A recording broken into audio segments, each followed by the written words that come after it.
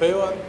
سەحەر بەیانتان باش بە هیوای ڕۆژێکی خۆش بۆیە و بۆ بینەرانی کورسان دیارە هاوشێوەی هەموو شار و شارچکەکانی کوردستان لێرەش هاوڵاتیانی سنوور پارێزگای هەڵەبجە نەریتێکی جیاوازیان نییە لە چاو شار و شارچکەکانی دیکە هێرێمی کوردستان ئەوانیش بە هەمان شێواز ئەو ڕێوڕسمانی کە لە شارەکانی دیکە بەڕێوە دەچێت لێرەش وا بەڕێوە دەچێت و ئەو ئامادەکاریانەی کە لە شوێنەکانی دیکەش دەکرێت لێرەش دەکرێت بۆ نمونە بەر لە جەژن زیاتر خەڵک کە دێتە ناو بازار ئامادەکاری بۆ ڕۆژی جەژن بکات چکلێتەکرێت شکلاتەکرێت و چارەسەکرێت و شتانی کە پێویستە بۆ بەڕێکردنی یەکەم و دووەم سێم ڕۆژی جەژن ئەوەی کە لێرە هەیە پەیوەندە گەراوکارم یا سەحارە گەراوکارم وێنەکان بگوازێتەوە لە دەستی ڕاست و چەپی منەوەی تر هەرچیەک تۆ بتەوێ لێرە دەسەکەوێت ئێتر وە کۆڵێت تۆ چیتەوێت لە دوکانی عتارەکان لێرە دەسەکەوێت بە تایبەتی لەم دوکانی مامۆسا کە هەم لە خواردنی کوردەواری هەم لە چکلێت لە شکلات لە چەرەس مامۆسا ئەگە تەشریف بێن بزانین ئامادەکاریەکان چۆنە خەڵک چیەکەن و چیتان ئامادەکرۆ چیتان هێناوە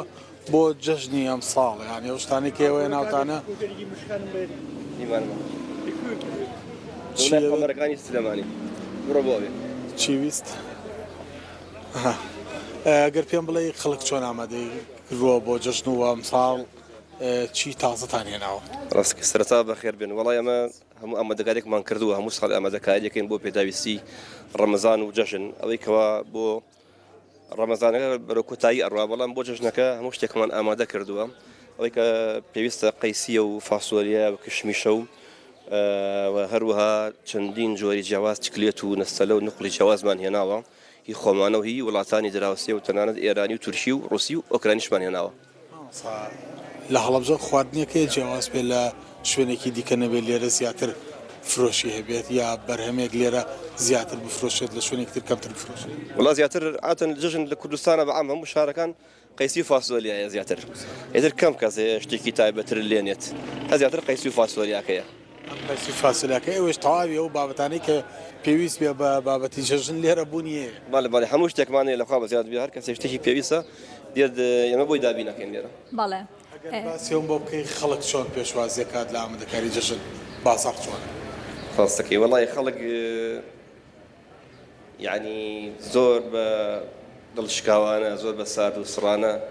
یعنی هیچ خۆی ئامادە نەکردووە چکە بەڕاستی خۆ ئامادەکردن بۆ جەژن گیرفانێکی گەرمیەوێت تۆ بێ گیرفانێکی گەرمە دەبێت موچەیەکی باش دەبێت پارێکی باش بێت ئەجا ئەتوانی بە دڵخۆشی پێشوازی لە جەژنەکە بکەیت پێداویستەکان بکڕی دڵی خۆت و ماڵ و مناڵەکەت خۆش بکەیت ئەمانە هەمووی لای خەڵکی چی بوونی نییە بەڕاستی 2014 تاو کەسەمە و جژنەی کە پێویستە بەدڵێکی خۆش بەڕێکردنش تا بەڕێ نەکراوە ئەم دۆخەمان تێنەپڕان ناوەڵا چواردە ڕەمەزانە من قسە بۆ کەناڵەکان دەکەم کە ئەڵێم بازار نییە کە ئەڵێم خەڵک دڵی خۆش نییە خەڵک ئامادەکاری ناکە خەڵک پارەی پێ نییە یعنی چواردە ڕەمەزان 14 ساڵەکەوە تەمەنێکە بەڕاستی مناڵێک لە دایک بوویتە 14 ساڵە ئەم مناڵە هەرڵێن مەعاش نییە موچە نییە وسە وای لاتۆ مناڵی سەر بێشکە مناڵی ساوە گەورە گەنج شپیر هەمووی ئەڵێ موچە نییە مەعاش نییە کە یەت کەی نایێت بەڵێ سەڵاح ئەگەر پێمان بڵێ لەوەی کە ئێمە ئەگەر پێمان بڵێ مەکە لە ناوچەکانی شار ڕۆژانە و ناوچەکانی دیکە شوەرەگرین لەوەی کە هەمیشە باس لەوە ئەکرێت کە لەبەروی کە بەداخەوە لە ئێستا موچە دواکەوتە موچە وەرنەگیراوە بازاڕەکان چۆڵێکی زۆریان پێوە دیارە بەڵام لە کۆتاییەکانە لەوەی کە ئەگەر بڕیار بێت و موچە بێت ئەم بازاڕە جۆش و خۆشێکی دیکە بەخۆیەوە ئەبینێت وەگەر پێشمان بڵێ بزانین لە مانگی پیرۆزی ڕەمەزان لە کۆتاییەکە لە شەوانی شا بازاڕ ئەبێت لە هەڵەبجە زۆر باشە پەیوەند دیارە بەر لەوەی کە پرسیارەکەی توژان ڕاستی میوانەکەم کەمە مێ بزانم نرخەکان چۆنن نرخ خەرگرانە یا باشترە لەگەڵ دۆخی گیرفانی هاوڵاتیانە چۆنە گونجێت نرخ ئەکەوتە سەر جۆری کوالیتی ئەو بەرهەمەی کەوا هەیە و چکلێتی کەوا هەیە سەبووە نمونە چکلێتی کەرامبیلمانەی ئێرانیە داخوازێکی زۆری لەسەرە کیسەیەک 750 گرەمی تایە بای 2500 دینارە ئەمە سعرێکی مناسبە کەسێک دەتوانێت کیسێ بکرێ بە 2500 جەژنەکەی پێ بەڕێوەکات یا توانێت دوو کیس بکرێت بە 500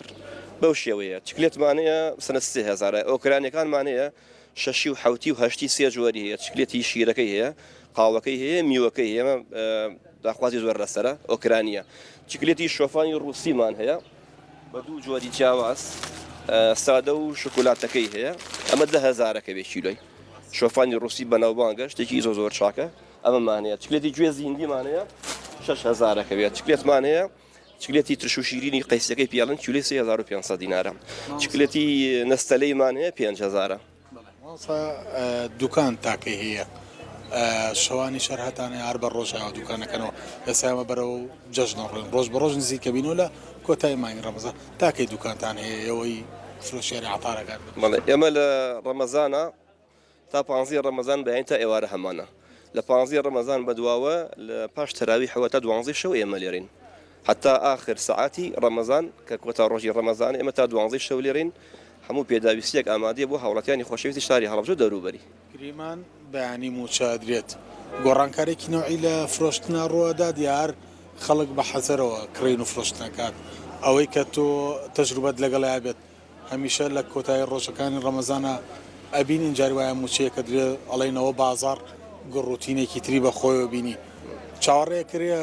تەکانێ بە خۆی بینە یا جوڵەیەک بە خۆی بینێ بازاڕەگەر موچە بدرێ باین دوانی وەڵا هەر خەتە سوورەکەی بە پەلە دەرکەوت خەڵک سەر ڕاکە بۆ بازار شتەکڕێ یعنی بەڕاستی خەڵک پاری بۆ چییە بۆ بێکەوە سەرفیکە بۆ خۆی ماڵم ناڵی بەدڵنیایی ئەگەر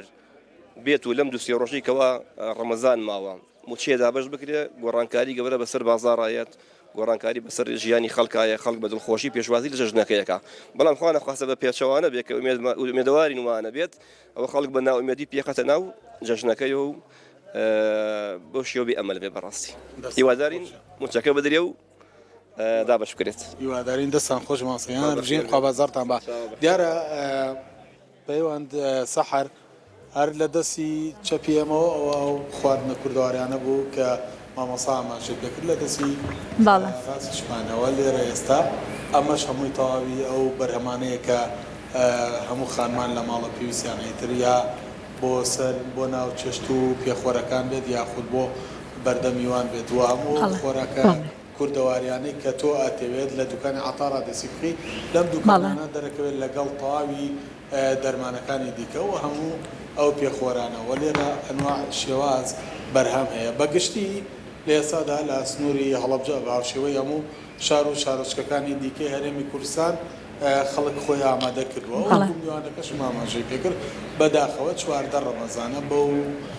دڵخۆشی پێش 2014 خەڵک خۆی ئامادە ناکات بۆ جەژنێکی بە شەوقور ڕەونەق تێپەڕێنێت بەڵام لە هەر حاڵێکدا هەموو شتێکەیە بەپێی گیرفانی هاوڵاتی بەرهەم لە دوکانەکانی ناوشاری هەڵەبجەدا هەیە و لە نرخی هەرزان تا گران بوونیەوە هاوڵاتی دەتوانێت ئەو بەرهەمەی کە پێویستی ڕەویباتەوە بۆ ناو خێزانەکەی بەپێی گیرفانی خۆی